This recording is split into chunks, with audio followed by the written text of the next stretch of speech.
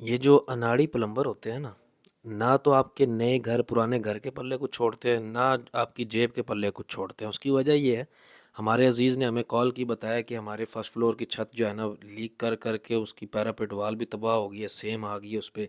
First floor की ceiling भी ख़राब हो रही है, ममटी भी ख़राब हो रही है। प्लम्बर बुलाते हैं, वो पता नहीं क्या करते हैं, 2-4 हज़ार रुपये लेके चले जाते हैं, मसला नहीं हल हो रहा।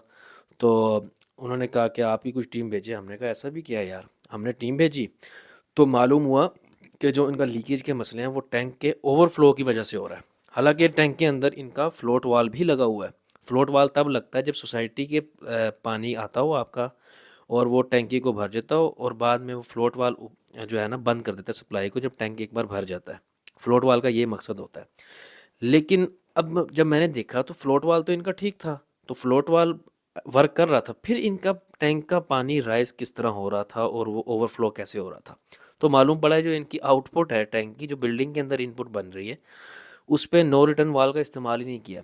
गेट वाल लगाया, बहुत अच्छी बात है, लेकिन देखें अब जब इनका सोसाइटी का पानी नहीं होता तो टैंक एज अ बैकअप इस्तेमाल करते हैं। गेट वाल से पानी निकलता है, गेट वाल अगर ऑन है तो बिल्डिंग के अंदर जाता है।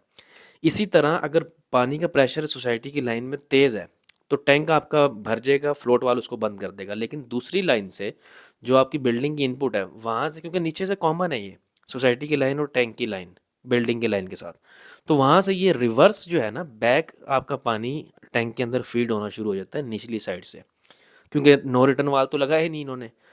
तो अब मसला इनका सिर्फ ये था, अब जिसकी वजह से इनका ओवरफ्लो भी होता था, और ओवरफ्लो हो के इनके मार्बल की फिलिंग ख़राब हुई, मार्बल बैठ गया, बीच में से कर्व्स बन गई, और 2-2 2.5 इंच भी पानी खड़ा हुआ था अक्सर जगह। अब हुआ क्या कि वो जब सारा पानी खड़ा होगा तो वो कहाँ से निकलेगा, छत में से ही निकलेगा ना, और वो सारा नीचे से सीम सीम के जो एस्कर्टिंग के पास से होके पैरापिट वाल को भी ख़राब कर रहा था। अब होता क्या था कि अब घर वालों को नहीं मालूम कि इनकी जो पाइपलाइन पे इनका नो रिटर्न वाल नहीं लगा। अब वो गेट वाल को ओपन कर देते थे। गेट वाल बंद रहे तो मसला नहीं है, गेट वाल ओपन करते थे पानी को इस्तेमाल करने के लिए। गेट वाल बंद करना भूल जाते थे, क्योंकि अगर गेट वाल के आगे नो रिटर्न वाल होता फिर तो मसला नहीं था कि वो वाल के जो पाइप लगा के धोते हैं फर्श वगैरह को, फिर तो वो टैंक से सप्लाई ले लेता है इजीली। लेकिन वो फिर गेट वाल जब आपका ओपन रहेगा, नो रिटर्न वाल होगा नहीं, तो टैंक के अंदर फीडिंग शुरू हो जाएगी। तो ये थोड़ा टेक्निकल था। अब अनाड़ी होते हैं प्लम्बर, वो अनाड़ी भी ना भी हों तो लापरवाह बहुत ज़्यादा होते हैं। तो लापरवाही करते हैं जिसकी वजह से अगलों बेचारों का लाखों का नुकसान हो जाता है। एक छोटा सा इंस्ट्रूमेंट, एक जो छोटा सा फिटिंग लगानी थी, लेकिन वो देख लें आपने कितना बेड़ा गर्क करवा दिया लोगों को इस प्लम्बर ने।